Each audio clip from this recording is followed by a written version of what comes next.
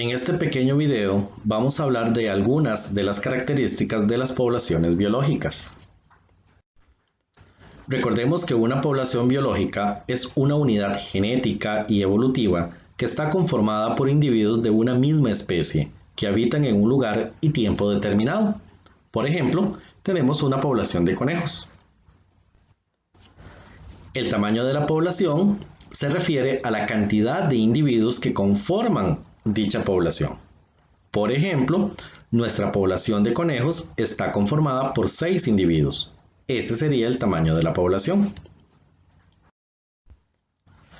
También tenemos la densidad de la población. Esta se refiere a la cantidad de individuos que se pueden encontrar en un espacio o área determinada. Por lo general, ese espacio se va a medir en metros cuadrados o kilómetros cuadrados. Por ejemplo, si decimos que la densidad de población es de 6 conejos por kilómetro cuadrado, significa que en cada kilómetro cuadrado del bosque o el hábitat vamos a encontrar un aproximado de 6 conejos.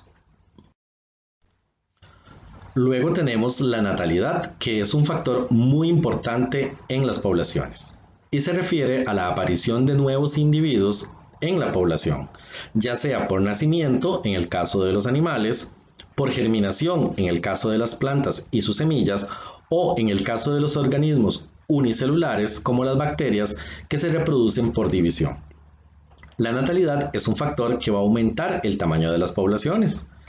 Entonces, tenemos una pareja de conejos que, gracias a la reproducción, va a aumentar el tamaño de la población. Por el contrario, tenemos la mortalidad, que se refiere a las desapariciones por muerte de los individuos de una población. La mortalidad es un factor que disminuye el tamaño de las poblaciones, y los individuos pueden morir por diversos factores o causas. Por ejemplo, las enfermedades, la falta de alimento, la depredación por parte de otros individuos o la acción humana. En este caso podemos hablar de la cacería o de la destrucción del ambiente, como la contaminación o la deforestación. Un fenómeno muy importante son las migraciones, el cual es un proceso donde los individuos de una población o toda la población completa se desplazan de un ecosistema a otro. La migración se lleva a cabo para buscar alimento, buscar sitios de anidación y reproducción, así como por los cambios en las estaciones, entre otros factores. Dentro de las migraciones tenemos el proceso llamado inmigración, el cual consiste en la llegada de nuevos individuos a una población. En este caso, el tamaño de la población aumenta. Y también está la emigración, que sería el proceso contrario, es la salida de individuos de una población. En este caso, el tamaño de la población va a disminuir. Luego tenemos un concepto importante, que es el potencial biótico. Este se define como la máxima capacidad de reproducción de una población en condiciones óptimas, es decir, si todas las hembras de una población pudieran reproducirse en un ambiente adecuado que permita a las crías sobrevivir. Y existen dos tipos de reproducción. Está el tipo de reproducción pródiga, que consiste en producir una gran cantidad de descendientes o crías en un periodo corto de tiempo, pero gran parte de ellos no sobreviven para llegar a ser adultos. Ejemplos de este tipo de reproducción se da muy frecuentemente en los insectos, como las moscas o los zancudos. Por ejemplo, una mosca puede producir miles de huevos en una semana, pero la mayoría de esos huevecillos no van a llegar a ser adultos, porque muchos van a ser el alimento de otros seres vivos. También tenemos el caso de los conejos, que tienen tipo de reproducción pródiga.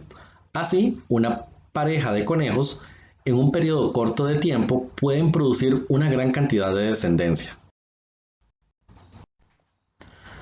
También está la estrategia de reproducción prudente, la cual produce pocos descendientes o crías, los cuales van a tener una alta probabilidad de sobrevivir hasta ser adultos. Ejemplos de seres vivos que tengan este tipo de reproducción somos nosotros, los humanos y los elefantes. La resistencia ambiental es un factor muy importante en las poblaciones y se refiere a la influencia de todos los factores ambientales o del ambiente que evitan que una población crezca demasiado. La resistencia ambiental está determinada por ciertos factores. Entre ellos podemos decir que está la falta de espacio, las enfermedades que pueden atacar a los individuos de las poblaciones, la falta de alimento y la depredación. También tenemos el concepto de capacidad de carga ambiental. Esta es la cantidad máxima de individuos de una población que el ecosistema puede mantener de manera exitosa y por un largo periodo de tiempo, tomando en cuenta la disponibilidad de alimento, refugio y agua. Es decir, es la cantidad máxima de individuos que un ecosistema puede mantener de forma exitosa. Acá tenemos una gráfica donde la línea roja representa la capacidad de carga del ambiente y tenemos una pequeña población de conejos, la cual va a crecer hasta llegar a la capacidad de carga ambiental, es decir, la cantidad máxima de individuos que el ambiente puede soportar, dándoles alimento, refugio, agua, etc. Existe en las poblaciones lo que se conoce como un patrón de crecimiento exponencial. El crecimiento en el número de individuos aumenta al mismo tiempo que la población se hace más grande. Es un crecimiento muy rápido y provoca que algunos recursos como el alimento y el agua se agoten con rapidez. En este tipo de crecimiento de la población no existe la resistencia ambiental o es muy reducida.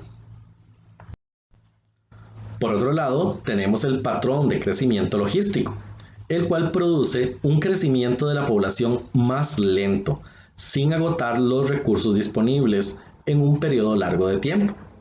En este tipo de crecimiento, la resistencia ambiental sí juega un papel muy importante.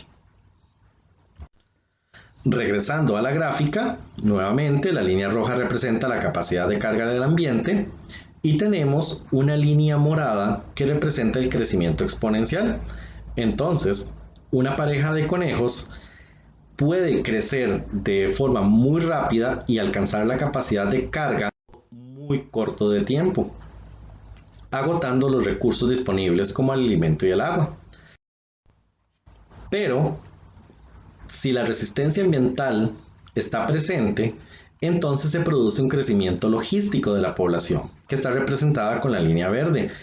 En este caso, la población de conejos de igual forma va a llegar a la capacidad de carga, solamente que lo va a hacer de una forma más lenta y en un periodo de tiempo mucho más largo, haciendo que los recursos no se vayan a agotar.